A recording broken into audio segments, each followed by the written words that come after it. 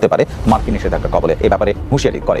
এটি যুক্তরাষ্ট্র কংগ্রেসের স্বাধীন এবং দ্বিদলীয় গবেষণা বিভাগ। বলা হয় ভারত প্রযুক্তি বিষয়ক তথ্য লেনদেন এবং যৌথ প্রযোজনায় উৎসাহী। ভারতের উপর নিষেধাজ্ঞার হুঁশিয়ারি দিয়েছে যুক্তরাষ্ট্র। গতকাল থেকে সোশ্যাল মিডিয়াতে একটা নিউজ ঘুরপাক খাচ্ছে এবং বিভিন্ন পত্র পত্রিকাও কিন্তু প্রকাশ করেছে যে ভারতকে চীন ইরানের মতোই নিষেধাজ্ঞার উপর হুমকি যুক্তরাষ্ট্রের। ভারতের অভ্যন্তরীণ রাজনীতিতে কিংবা তার স্বাধীনতার সার্বভৌমত্বে তার খণ্ড বিচ্ছিন্ন হয়ে যাক, সেখানে আমরা কোনো ভূমিকা রাখতে চাই না। কিন্তু আমাদের ব্যাপারে ডেট ছোট হতে পারি, বিন্দুমাত্র যদি আমাদের অভ্যন্তরীণ রাজনীতিতে বা আমাদের দেশের কোনো অংশ নিয়ে বা কোনো জনগোষ্ঠী নিয়ে তারা খেলতে চায়, আমরা কিন্তু বরদাস্ত করব না। ভারত যদি এভাবে বারবার পানি আগ্রাসন চালাতে থাকে, বিভিন্ন আগ্রাসন চালাতে থাকে, তাহলে ভারতকে শিক্ষা দিয়ে দেওয়ার জন্য আমাদের কাছে অনেক বিষয় আছে, অনেক অস্ত্র আছে। আমাদের এই বিপ্লব যে শেষ হয়েছে তা কিন্তু নয়। হিন্দুস্তান টাইমসের নিবন্ধন, বাংলাদেশের জনগণ কি চায় তা দিল্লির বোঝা উচিত। যেই ফলাফল দেখেছে ভারত, সেই ফলাফল থেকে ভারতকে শিক্ষা নেওয়ার জন্য ভারতের এবং বাংলাদেশের কিছু বুদ্ধিজীবী এই। আসসালামু আলাইকুম সম্মানিত দর্শক, নতুন একটি নিউজ ভিডিওতে আপনাদের জানাচ্ছি স্বাগতম। এইমাত্র পাওয়া তাজা এবং গরম খবর, ডক্টর ইউনূসের কাছে কিন্তু ক্ষমা চেয়েছে মোদি, সেই সাথে কিন্তু ভারতকে নিষেধাজ্ঞা দিয়েছে যুক্তরাষ্ট্র। আজকের এই ভিডিওতে সম্পূর্ণ বিস্তারিতের মাধ্যমে সব কিছু দেখতে পারবেন। সেই সন্দেহতে কিন্তু দেখতে পারবেন আজকের এই ভিডিওতে ভারতের অবস্থা কিন্তু খারাপ হতে চলেছে বাংলাদেশের, এভাবে বাংলাদেশকে চাপ দেওয়ার ফলে। প্রিয় দর্শক বন্ধুরা, আজকের ভিডিওটি স্কিপ না করে সম্পূর্ণ দেখবেন। সেই সাথে বাংলাদেশের অবস্থা নাজেহাল হয়ে যেত যদি ভারত ক্ষমা না চেত এবং যুক্তরাষ্ট্র ভারতকে চাপ না দিত, এমনটাও কিন্তু তথ্য জানিয়েছে গোলাম মাওলা রনি সাহেব। প্রিয় দর্শক বন্ধুরা, আজকের এই ভিডিওটি স্কিপ না করে সম্পূর্ণ দেখলে আশা করি সব কিছু বুঝতে পারবেন। সেই সাথে যারা এখন এই চ্যানেল সাবস্ক্রাইব করে রাখেন, এই চ্যানেল সাবস্ক্রাইব করে দিয়ে পাশে থাকা বেল আইকনে বাজিয়ে রাখুন এরকম নিত্য নতুন নিউজ ভিডিও সবার আগে পাওয়ার জন্য। প্রিয় দর্শক বন্ধুরা, চলুন তাহলে এই ভিডিওটি লাইক দিয়ে আমরা ধারাবাহিকভাবে সেই বিস্তারিত ভিডিওগুলো একের পর এক মোবাইলের স্ক্রিন থেকে দেখে আসি। সোশ্যাল মিডিয়াতে একটা নিউজ ঘুরপাক খাচ্ছে এবং বিভিন্ন পত্র পত্রিকাও কিন্তু প্রকাশ করেছে যে ভারতকে চীন ইরানের মতোই নিষেধাজ্ঞার উপর হুমকি যুক্তরাষ্ট্রের। এবং বর্তমান প্রেক্ষাপটে কিন্তু এটা খুবই সিগনিফিকেন্ট। এবং কেন সিগনিফিকেন্ট এটা আমি আপনাদেরকে ব্যাখ্যা করবো, তার একটু ইনকিলাব থেকে পড়ে শোনাই। সেটা হচ্ছে যে ইরান এবং চীনের পরে এবার ভারতের সাথে রাশিয়ার বাণিজ্যিক সখ্য নিয়ে উদ্বিগ্ন যুক্তরাষ্ট্র। সেই দুশ্চিন্তা থেকেই এবার ভারতের উপর নিষেধাজ্ঞা জারির কথা জানিয়ে সতর্ক করলো যুক্তরাষ্ট্র ভারতকে। 2022 সালে রাশিয়া ইউক্রেন সংঘাতের পর থেকেই রাশিয়ার উপর নিষেধাজ্ঞা জারি করেছিল যুক্তরাষ্ট্র সহ পাশ্চাত্যের বিভিন্ন দেশগুলো। এবং সেই প্রচেষ্টার অংশ হিসাবে ভারতকেও তারা ক্রমাগত চাপ দিয়েছে, যদিও ভারত সেই চাপ অগ্রাহ্য করে একের পর এক চুক্তি করে চলেছে রাশিয়ার সাথে। কারণ রাশিয়ার সাথে বন্ধুত্ব নষ্ট করতে চায়নি ভারত, এবং তাই আমেরিকার চোখ রাঙানিকে অগ্রাহ্য করে রাশিয়ার সাথে ভারতের দ্বিপক্ষীয় বাণিজ্যের পরিমাণ 2023 সালে বৃদ্ধি পেয়ে দাঁড়ায় 5,45,466 কোটি রুপিতে। এবং 2023 সালের মধ্যে এই অঙ্ক প্রায় 84 লাখ কোটি রুপিতে নিয়ে যাবার প্রচেষ্টা রয়েছে ভারতের। তাই এবার সরাসরি বাণিজ্যিক আঘাত আনতে বদ্ধপরিকর আমেরিকা। ক্ষেপণাস্ত্র বা প্রতিরক্ষামূলক অস্ত্র তৈরিতে ব্যবহার করা সম্ভব এমন যন্ত্রাংশ বা প্রযুক্তি অথবা সরঞ্জাম রাশিয়াকে সরবরাহ করার পরিণাম সম্পর্কে সচেতন করেছে ভারতকে আমেরিকা। মনে হচ্ছে যে রাশিয়ার সঙ্গে যে ইউক্রেনের যুদ্ধ, এই যুদ্ধে যদি ভারত গোপনে বা প্রকাশ্যে রাশিয়াকে কোনো অস্ত্র দেয় এবং সেই অস্ত্র ঠিক করানোর পার্টস দেয় বা যন্ত্রাংশ দেয় বা কোনো প্রযুক্তি সরঞ্জাম রাশিয়াকে ভারত সরবরাহ করে, তাহলে সেটার পরিণাম হবে ভয়াবহ।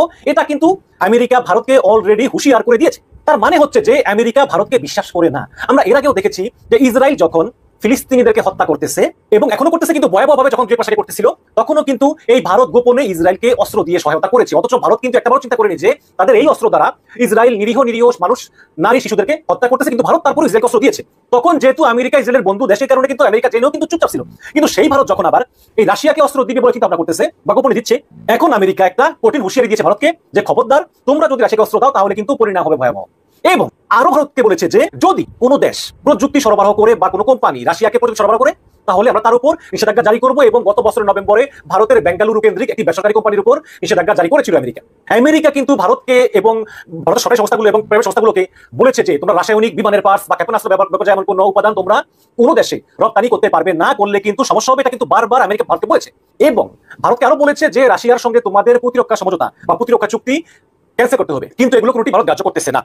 এবং রাশিয়ার উপর নিষেধাজ্ঞার কারণে ডলার বা অন্যান্য যে আন্তর্জাতিক মুদ্রায় কিন্তু লেনদেন ব্যবহারে বাধা থাকায় সরাসরি ভারতের রুপি এবং রাশিয়ার রুবলের মধ্যে বাণিজ্য চালিয়ে যাওয়ার চুক্তিও কিন্তু অলরেডি ভারত এবং রাশিয়া করে ফেলেছে, একদম আমেরিকাকে উপেক্ষা করে। এটা আমেরিকা ভালো চোখে নেয়নি। বিশেষ এক ধরনের ব্যাংক অ্যাকাউন্টের সাহায্যে অন্যান্য মুদ্রায় রূপান্তর করার প্রয়োজন ছাড়াই কিন্তু সরাসরি রুপিতে বাণিজ্য চালিয়ে আসতেছে দুই দেশ। রাশিয়ান ব্যাংকগুলো সরাসরি লেনদেনের উদ্দেশ্যে একাধিক ভারতীয় সরকারি এবং বেসরকারি ব্যাংকের সাথে চুক্তিবদ্ধ হয় এবং ভারতের কাছে তেল বা প্রতিরক্ষা সরঞ্জামের মতো পণ্য বিক্রি করে ভারতেই সেই টাকা বিনিয়োগ করার সুযোগ রাশিয়াকে আবার ভারত দিয়েছে। যেহেতু এখন রাশিয়ার সমস্যা, যুদ্ধ চলতেছে, রাশিয়া ইউরোপে নিষিদ্ধ, এই কারণে ভারত রাশিয়ার কাছ থেকে তেলগুলো কিনে এবং কিনা বাবদ যেই রুপিটা রাশিয়ার পাওনা, সেই রুপিটা আবার রাশিয়া ভারতে বিনিয়োগ করতেছে। মানে ভারতের সব দিক দিয়ে লাভ। এখন ওই আমেরিকা চীনকে দমন করবে, এই কারণে ভারত সুযোগ করছে।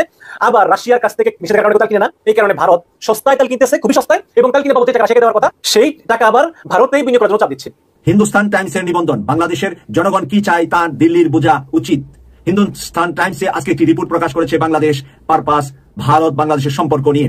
ছাত্র নেতৃত্ববৃন্দের বিদ্রোহে শেখ হাসিনা সরকারের পতনের পর প্রতিবেশী দেশের জনগণের ইচ্ছাকে গুরুত্ব দিয়ে এবং কোনো ব্যক্তি বা দল নেতার উপর ভিত্তি না করে ভারতের উচিত বাংলাদেশের সঙ্গে সম্পর্ক পুনরায় দৃঢ় করা।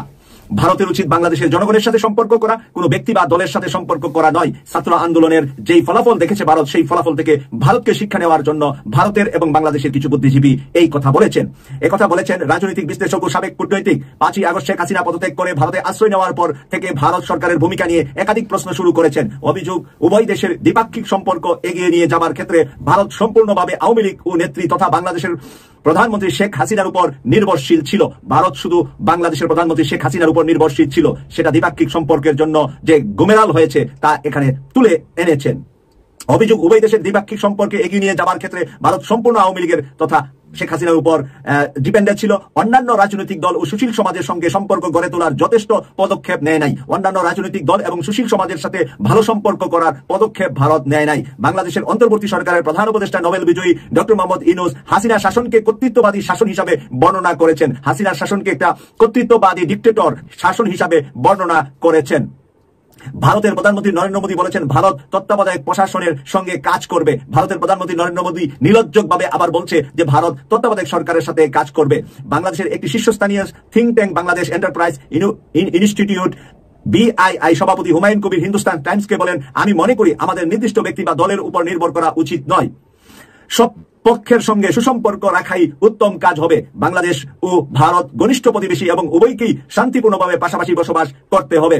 ভারতের উচিত সরকার জারি হোক প্রতিবেশী হিসাবে সুসম্পর্ক বজায় রাখা। ভারতের উচিত সরকার যে যখনই আসুক কিন্তু প্রতিবেশীর সাথে সুসম্পর্ক রাখা। হুমায়ুন কবির একজন সাবেক কূটনৈতিক, তিনি কলকাতা বাংলাদেশের ডেপুটি হাই কমিশনার হিসাবে দায়িত্ব পালন করেছেন। যেই হুমায়ুন কবির সাহেবের কথা এখানে তুলে এনেছেন টাইমস পত্রিকা ভারতের, তিনি যার সাক্ষাৎকারটা নিয়েছেন তিনি কলকাতা বাংলাদেশের ডেপুটি হাই কমিশনের দায়িত্ব পালন করেছেন। আমি ব্যক্তিগতভাবে সেই হুমায়ুন কবির সাহেবকে চিনি, উনি খুবই বিজ্ঞ এবং পাজ্ঞ একজন কূটনৈতিক বাংলাদেশের। এই নিউজটি তুলে ধরেছেন মানব জমিন পত্রিকা বাংলাদেশ থেকে। কিন্তু অনেক অভিযোগ, তারা ভারতীয়দেরকে অনেক সুযোগ দিয়েছেন। শেখ হাসিনা নিজেই একবার প্রেস কনফারেন্সে বলেছেন ভারতকে যা দিয়েছি আজীবন মনে রাখবে, আমরা কিছু চাই না। ওই আজীবন মনে টনে রাখার মধ্যে আমরা নাই। ওটা শেখ হাসিনার ছিল, তার যুগের অবসান ঘটেছে। ভারতের যেটা প্রয়োজন আমাদের দেওয়ার সামর্থ্য আমরা সেটা দিব, আমাদের যেটা পাওনা বা প্রাপ্য ভারতকে সেটা বুঝিয়ে দিতে হবে। ভারতের অভ্যন্তরীণ রাজনীতিতে কিংবা তার স্বাধীনতার সার্বভৌমত্বে তার কোনো খণ্ড বিচ্ছিন্ন হয়ে যাক সেখানে আমরা কোনো ভূমিকা রাখতে চাই না। কিন্তু আমাদের ব্যাপারে দেশ ছোট হতে পারি, বিন্দুমাত্র যদি আমাদের অভ্যন্তরীণ রাজনীতিতে বা আমাদের দেশের কোনো অংশ নিয়ে বা কোনো জনগোষ্ঠী নিয়ে তারা খেলতে চায়, আমরা কিন্তু বরদাস্ত করবো না। এবং গোটা পৃথিবীর রাজনীতিটা এখন এরকম, আমরা দেশ ছোট হতে পারি, আমাদের নিয়ে খেললে খুব বেশি সুবিধা হবে না। পৃথিবীতে নানান জায়গায় আমাদের অনেক মিত্র আছে এবং সেই সব মিত্ররা ভারতের চেয়ে ছোটখাটো নয়। এবং ভারত যেমন 71-এ যে কোনো কারণেই হোক আমাদের পাশে দাঁড়িয়েছিল, যে কোনো কারণেই হোক এরকম বহু মিত্র ভারতের চেয়ে শক্তিশালী আমাদের পাশে এখন দাঁড়াবার মতো আছে। ভারতীয় বন্ধুদের সেটা মাথায় রাখতে হবে। আবার আসল কথা যাই বলে যাওয়া হচ্ছে না আমার, সেজন্য আমি দুঃখিত। শেখ হাসিনা সরকার ভারতের সঙ্গে অনেক চুক্তি করেছে, অনেক ব্যবসা বাণিজ্য দিয়েছে, অনেক অবৈধ ভারতীয় বাংলাদেশে আশ্রয় নিয়েছে। ভারতের জন্য রেমিটেন্স আর্নিং এর ক্ষেত্রে ভারতের বাংলাদেশ একটা সবচেয়ে বড় শক্তিশালী জায়গা। আমাদের বিভিন্ন জায়গায় যাদের ইনফিল্ট্রেশন আছে, বিভিন্ন জায়গায় বিভিন্ন প্রতিষ্ঠানে তারা ঢুকে পড়ছে, এগুলো আছে, এগুলোর মধ্যে কথা নাই বা বললাম। কিন্তু যে চুক্তিগুলো ভারতের সঙ্গে সরকার করেছে শেখ হাসিনা সরকার, সেই চুক্তিগুলো পুনর্বিবেচনা করতে হবে। বাংলাদেশের জনগণকে জানতে হবে কি কি চুক্তি আছে সেই সব বিষয়ের মধ্যে, তার সংখ্যা, তার ধরন, তার শর্ত অন্তর্বর্তীকালীন সরকারকে খুঁজে বের করতে হবে। এবং আমরা পরিষ্কারভাবে জানি না, খুঁজে বের করে সেগুলো জনসমক্ষে প্রকাশ করতে হবে। ভবিষ্যতে পার্লামেন্টে সেগুলো নিয়ে আলোচনা করতে হবে। আমরা দেখেছি গণমাধ্যম এগুলো নিয়ে কথা বলে, কারণ বাংলাদেশের গণমাধ্যম বলবে এটা তারা পাপেট সোল্ড দালাল মিডিয়া, গদি মিডিয়া যেটা ইন্ডিয়াকে বলা হয়। সরকারি ওয়েবসাইট মন্ত্রণালয়ে আমরা এইসব তথ্য পাই না। এবং আমরা যদি ভারতীয় হাই কমিশনের তথ্য দেখতে চাই তাহলে তাদের তথ্য অনুযায়ী ঢাকায় যেটা আছে 2010 সাল থেকে 2024 পর্যন্ত ভারতের সাথে বাংলাদেশের অন্তত 20টি চুক্তি এবং 66টি সমঝোতা স্মারক বা MOU স্বাক্ষরিত হয়েছে। এছাড়া বিভিন্ন সহযোগিতা এবং আগের চুক্তির পরিসরও বাড়ানো হয়েছিল এই সময়। তবে এসব চুক্তি শর্তাদি সম্পর্কে বিস্তারিত তথ্য পাবলিক ডোমেইনে আমরা পাই না, যেটা আমি একটু আগে বলছিলাম। এবং এছাড়া সমঝোতা স্মারক পরবর্তীতে চুক্তিতে রূপান্তর হয়েছিল কিনা সেটাও কিন্তু পরিষ্কার নয়। সবকিছু গোপনে করা হয়েছে। অনেকে তো মনে করছেন দেশটাই শেষ পর্যন্ত বিক্রি করে দিল কিনা শেখ হাসিনা। বিক্রি অবশ্য করতে তিনি বাদ রেখেছেন সেটা মনে হয় না, কারণ আমাদের কোনো আমরা আমাদের দেশে আমাদের আইন শৃঙ্খলা রক্ষাকারী বাহিনী, নিরাপত্তা বাহিনীকে বাংলাদেশের জনগণ যেমন ভয় পেয়েছে। একটা সরকার, স্বনির্ভর সরকার কেমন হয় সেই দৃষ্টিটাই আমরা দেখছি ডক্টর ইউনূসের নেতৃত্বে যে সরকার এই মুহূর্তে লিড করছে।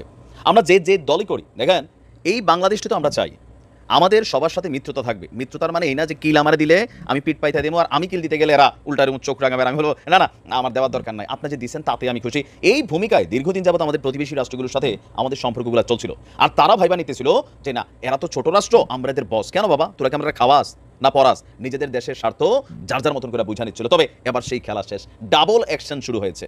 একটা কূটনৈতিকভাবে আরেকটা আমাদের বাংলাদেশের হ্যাকাররা শুরু করছে। আগে কূটনৈতিক একটা বলি যেটা খুবই গুরুত্বপূর্ণ। এখন পর্যন্ত আমাদের বাংলাদেশে যে বন্যা পরিবর্তিত আর আফটার বন্যা যে জেলাগুলো আছে বিভিন্ন জায়গায় আমাদের সরকারের প্রধান উপদেষ্টারা বা পাশাপাশি যারা আছেন তারা কমিউনিটি করেছেন এবং অনেকে সরাসরি ভিজিট করেছেন, সেনাপ্রধানও ভিজিট করেছেন। তবে এই বিষয়টার যিনি অথেন্টিক দায়িত্বশীল ব্যক্তি তিনি হচ্ছেন আমাদের বাংলাদেশ অন্তর্বর্তী সরকারের পরিবেশ, বন, জলবায়ু পরিবর্তন, পানি সম্পদ মন্ত্রণালয়ের উপদেষ্টা সৈয়দা রিজওয়ানা হাসান। সাহস আছে ম্যাডামের, বোঝা গেছে। তিনি আপনার গতকালকে সিলেটের বন্যা কবলিত মশাদান খোয়াই নদীর ব্রিজ এলাকা শেষে পরিদর্শন শেষে সাংবাদিকদের সাথে একটা ব্রিফিং করেন। সেখানে তিনি বলছেন, উজানের দেশে যদি অস্বাভাবিক বৃষ্টিপাত হয়, মানে ভারতে যদি অস্বাভাবিক বৃষ্টিপাত হয়, পানি ছেড়ে দেওয়ার প্রয়োজন হয়, তাহলে ভাটির দেশকে আগে থেকেই জানানোর প্রয়োজন হয়, যাতে করে ভাটির দেশের লোকজন প্রস্তুতি নিতে পারে। কিন্তু এই বিষয়টি জানানোর ব্যাপারে ভারত কোনো রকম মানে কি বলে রুলস ফলো করেনি। ভারতের সঙ্গে আমাদের চুক্তিতেও এমনটি বলা হয়েছে, কিন্তু কেন সেটা তারা পালন করলো না, বিষয়টাকে ফার্দার ইনভেস্টিগেশন নেওয়া হচ্ছে।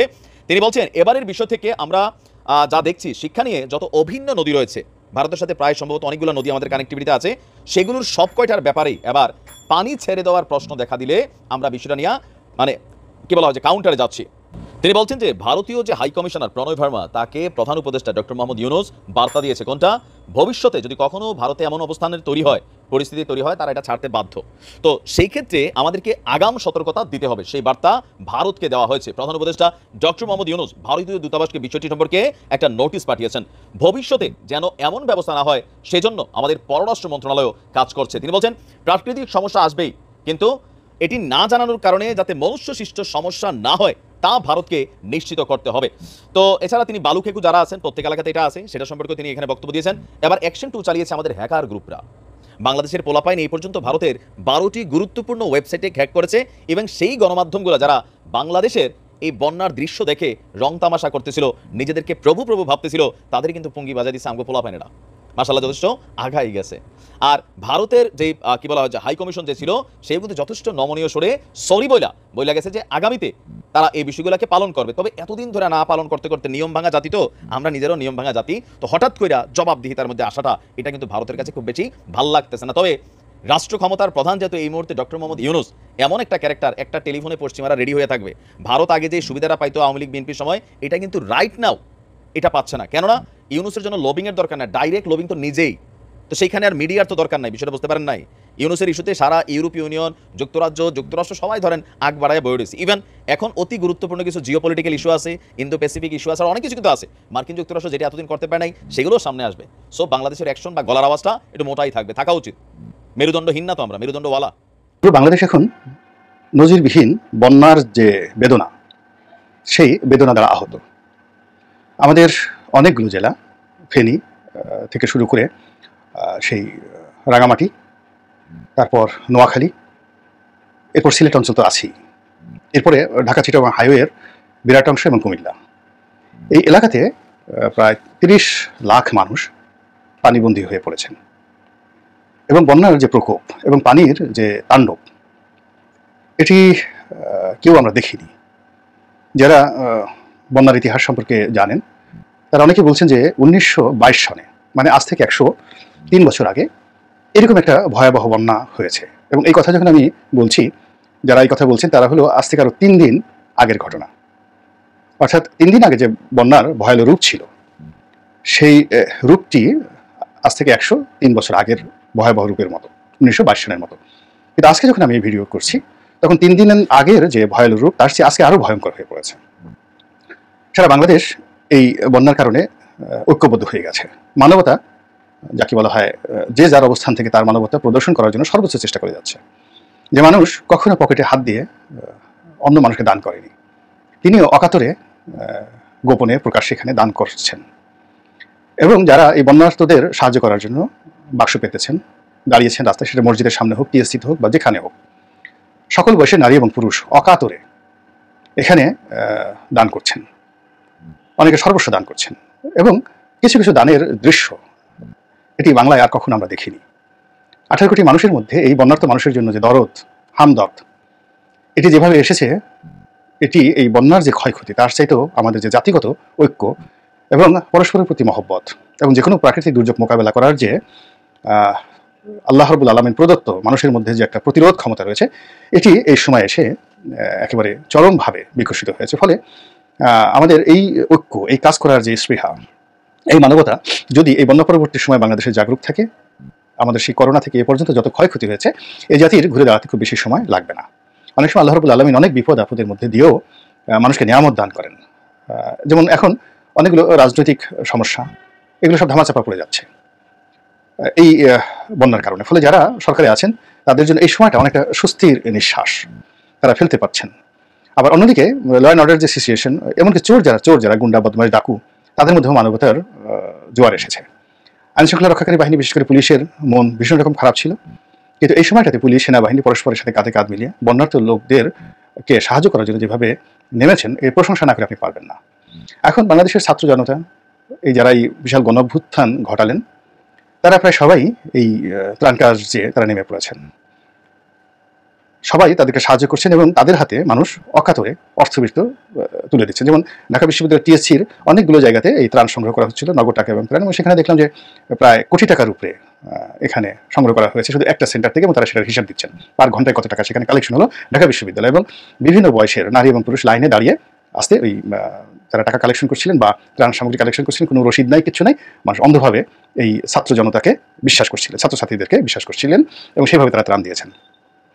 এর বাইরে আসুন্নাহ ফাউন্ডেশন এবং রাজনৈতিক দলগুলোর মধ্যে বিএনপি, জামাত সবাই কিন্তু নেমে গিয়েছেন, স্বেচ্ছাসেবীরা। আর এই আমার যারা এই ভিডিও দেখছেন তারা যারা আমাকে দেখলেই যাদের গাছ হয় তারা হয়তো বলবেন যে আপনি এই ভিডিওতে লেকচার দিচ্ছেন, আপনি কি করছেন? আলহামদুলিল্লাহ আমার যতটুকু করার আমি ততটুকু করে যাচ্ছি। তো যাই হোক, এখন যেটা হলো যে এই যে বন্যা, সবাই এক বাক্যে ভারতকে দায়ী করছে যে তারা এই বাংলাদেশকে বিপদে ফেলার জন্য এই বন্যা তারা সৃষ্টি করেছে, এটা একটি রাজনৈতিক বন্যা। এবং ভারত বিরোধী মনোভাব এখন এত বেশি, যার কারণে কি হচ্ছে, ডক্টর আইনুন নিশাত তিনি বাংলাদেশে খুবই প্রথিত যশ একজন পানি বিজ্ঞানী, পানি বিশেষজ্ঞ, এবং তার বাবা সাবেক জজ, খুব বিখ্যাত যে আইন আদালতে গাজী শামসুর রহমান, তার ছেলে কিন্তু শামসুর রহমান সাহেবের ছেলে ডক্টর আইনুন নিশাত। তো তিনি বলেছেন যে এটি একটা প্রাকৃতিক কারণ, এটা কোনো রাজনৈতিক বন্যা নয়। আর এর বিরুদ্ধে এখন তাকে গালিগালাজ করে রাজাকার বলে পুরো তার সর্বনাশ করে দিচ্ছে। এর কারণ হলো এই যে বন্যার সময় আমরা যেভাবে ক্ষতিগ্রস্ত হয়েছি তার সঙ্গে ভারতের যে আচরণ, এটা ডিপ্লোম্যাটিক ছিল না। তার সঙ্গে সঙ্গে যতই প্রাকৃতিক কারণ হোক না কেন, আমরা দীর্ঘদিন ধরে তিস্তার পানি পাচ্ছি না, অন্যান্য যে সকল পানি, ফারাক্কার যে বাঁধ, তো এই অভিন্ন যে নদীগুলোর উজানে তারা অনেকগুলো বাঁধ নির্মাণ করেছে, এর ফলে আমাদের এই বাংলাদেশের পানি প্রবাহে যে মারাত্মক ক্ষয়ক্ষতি হয়েছে। অনেকগুলো নদী শুকিয়ে গেছে এবং যে সকল নদী প্রবাহবান আছে সেগুলোতে বালু চর পড়ে নদীর যে ধারণ ক্ষমতা, পানির যে ধারণ ক্ষমতা, ড্রেনেজ সিস্টেমটা এবং এটা প্রবাহিত করে বঙ্গোপসাগরে পতিত হওয়ার যে ক্ষমতা, এটি একেবারে বলতে গেলে নষ্ট হয়ে গেছে। এর ফলে সামান্য পানি আসলে এটা নদীর দুই কূলকে প্লাবিত করে। বর্ষাকালে এরকম বন্যা হয়ে যাচ্ছে, আর শীতকালে একেবারে জলশূন্য, পানি শূন্য হয়ে যাচ্ছে বড় বড় নদীগুলো। তো এর জন্য আমাদের দেশের সব মানুষই ভারতকে দায়ী করে। বাংলাদেশের পদ্মা, মেঘনা, যমুনা থেকে শুরু করে যত বড় নদী আছে, সব নদীর কিনারে যে বিশাল জনগোষ্ঠী, তাদের মধ্যে ভারত বিরোধী মনোভাব প্রবল থেকে প্রবলতর। এর কারণ হলো প্রতি বছরই তারা কিন্তু সেখানে ক্ষতিগ্রস্ত হয় বন্যার সময়টিতে। অনেকের নদী ভাঙনে ঘর যায়, বাড়ি যায়, জায়গা জমি যায়। আর যে বছর ভাঙে না সেই বছর এই বন্যার পানিতে তাদের সারা বছর আয় রোজগার এখানে চলে যায়। কিন্তু তারা যে এখান থেকে অন্য কোথাও গিয়ে অন্য পেশা পরিবর্তন করবে সেই অবস্থাও না থাকার কারণে প্রতি বছরই তাদেরকে এভাবে লড়াই সংগ্রাম করতে হচ্ছে। তো এই যে 20 লাখ লোক এই সময়টিতে বাস্তুচ্যুত হয়েছেন, বাড়িঘর ছেড়ে তাদেরকে অন্য জায়গায় আনতে হয়েছে। এই সময়টির মধ্যে কোনো কর্ম নেই এবং এই সময়টিতে ওই বিস্তীর্ণ এলাকার হাজার হাজার নয় লাখ লাখ পশু, পাখি, জন্তু, জানোয়ার সব কিন্তু মারা গেছেন। সাপ বলেন, অর্থাৎ প্রকৃতির ইঁদুর বলেন, সাপ বলেন, একটা যে ভৌগোলিক একটা মানচিত্র থাকে এবং তার সঙ্গে সঙ্গে একটা প্রাকৃতিক ভারসাম্য থাকে। সেই প্রাকৃতিক ভারসাম্যের মধ্যে মানুষ একটা প্রাণী, এর বাইরে আরও হাজার হাজার প্রাণীর আছে, কীট আছে, পতঙ্গ আছে। এই বন্যার কারণে পুরো জিনিসটিতে ইমব্যালেন্সড হয়ে গেছে। কেঁচোগুলো মরে গেছে, মাটি যেগুলো উর্বরতা বৃদ্ধি করবে। যেই সাপগুলো ইঁদুর খায় সেই সাপগুলো মরে গেছে, ইঁদুরও মারা গেছে। আরও অনেক কিছু, গবাদি পশু, বনের অনেক পশু। এরপরে যে পাখির বাসাগুলো ছিল সেই বাসাগুলো নষ্ট হয়ে গিয়ে যে পাখির যে জেনারেশনটা সেটাও শেষ হয়ে গেছে। এবং পুরো ওই এলাকাতে এই বন্যার যে প্রকোপ, এটি আগামী 100 বছরও কিন্তু এটা সামাল দেওয়ার সম্ভাবনা নয়। এই কারণে বাংলাদেশে ভারত বিরোধী মনোভাবটা এই বন্যার কারণে আরও প্রবল আকার ধারণ করেছে। সবাই ক্ষতিপূরণ চাচ্ছে। এই কারণ হলো যে কয়টি বাঁধ তারা খুলে দিয়েছে, ভারতের বক্তব্য হলো যে তারা বাঁধ খুলে দেয়নি।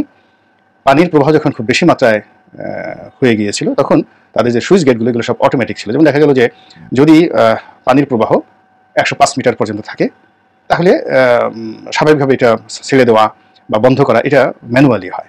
কিন্তু একটা সীমা অতিক্রম করলে যখন সেখানে মানুষ যেতে পারে না তখন সেটা অটোমেটিকভাবে সেই গেটগুলো, সুইচ গেটগুলো খুলে যায়। তো এভাবে ভারত বলার চেষ্টা করছে যে অনেকগুলো সুইচ গেট এইভাবে অটোমেটিক খুলে গিয়েছে। আর একটি হাইড্রো পাওয়ার প্ল্যান্ট, যেখানে তিস্তার উত্তরে মানে মানে তিস্তার উজানে তারা একটা বিদ্যুৎ প্ল্যান্ট করেছিল।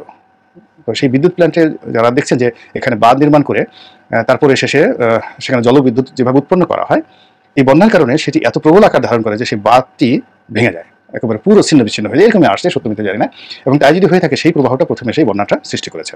কিন্তু ঘটনা যাই হোক না কেন, এখানে ভারতের প্রথম দায় যে তারা এই বন্যার যে পূর্বাভাসটি আমাদেরকে তারা ওইভাবে জানায়নি, যাতে আমরা প্রস্তুতি নিতে পারিনি।